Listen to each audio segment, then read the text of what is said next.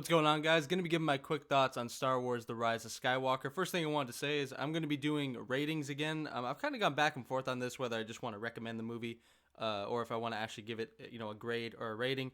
I'm going to do a 1 out of 10 system because before I was doing grades and I don't know, I'm not just a big fan of that anymore. So I'm just going to do 1 through 10. So at the end of this video, I just think it's a good way to wrap up the video, giving it a rating, and not giving it one makes the video feel incomplete to me. So I'm going to do that.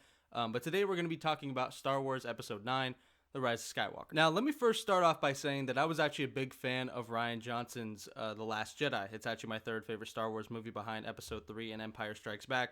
I don't know, I'm in the, minority of people that really love that movie, but I enjoyed it a lot. So going into Episode 9, knowing that they were going back to J.J. Abrams, I kind of expected what happened in this movie. The fact that maybe J.J. was going to do things differently and try to basically make 8 and 9 in Episode 9 itself because he wasn't able to make his sequel, and he's kind of come out and said that The Last Jedi did things differently than the way he set them up. So I kind of figured that this is going to be a very packed movie, and overall that's probably my biggest flaw with the whole thing is it feels very packed, it feels rushed most of the time, but for the most part I did enjoy this movie. So since I already basically started with the things I dislike, I'm going to go ahead and finish off what I just overall think that this movie was kind of doomed from the beginning with certain things, again because I don't think that they planned this out very well, to go from JJ to Rian Johnson back to JJ Abrams, which obviously those two guys had very different visions. I just don't think this was planned out that well. So that being said, my main issue is that there's just it's contradicting in some points between The Last Jedi and The Rise of Skywalker and the way they handle things. You can tell they're just completely different ways.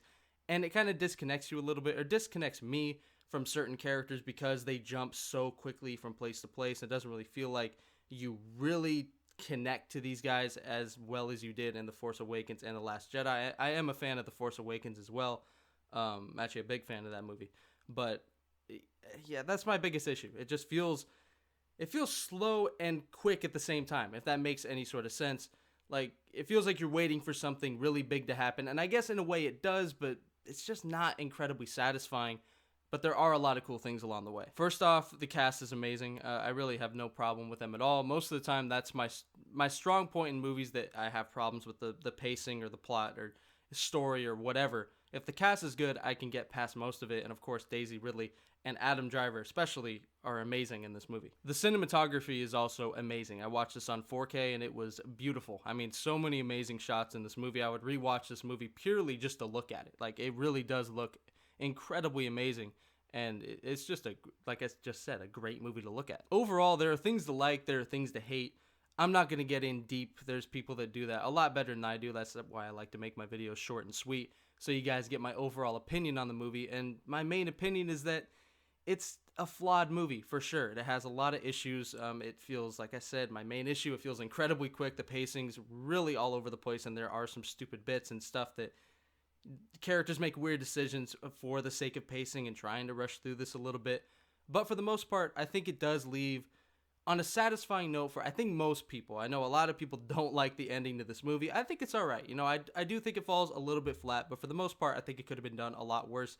And overall, it was cool, and I enjoyed it. If I had to give this movie a rating, if I'm really considering all the other Star Wars movies that I have yet to rate, maybe once I do videos for those movies, maybe they're contradicting to this rating, but overall, if I'm going to compare it to other Star Wars movies, purely other Star Wars movies, I'm going to give this movie a 6. And the reason I give it a 6 is because it's an above average movie. It's enjoyable. It's really good to look at, but it has issues. You can't just overlook the issues because it's Star Wars. You really have to amplify those things because it's Star Wars. Sometimes big companies like this can that's why there's like a bunch of reboots and shit. They just slap the name on it and they expect you not to care about all the minute shit. There are problems with this movie, and they definitely show, especially if you really pay attention and you kind of connect them to previous movies. And it's just, the whole sequel trilogy was not planned out that well, but I do not think this is a bad movie by any means. It is enjoyable, especially if you're a Star Wars fan, and for me it was. So I hope you guys enjoyed this video, and yeah, I'm out. Peace.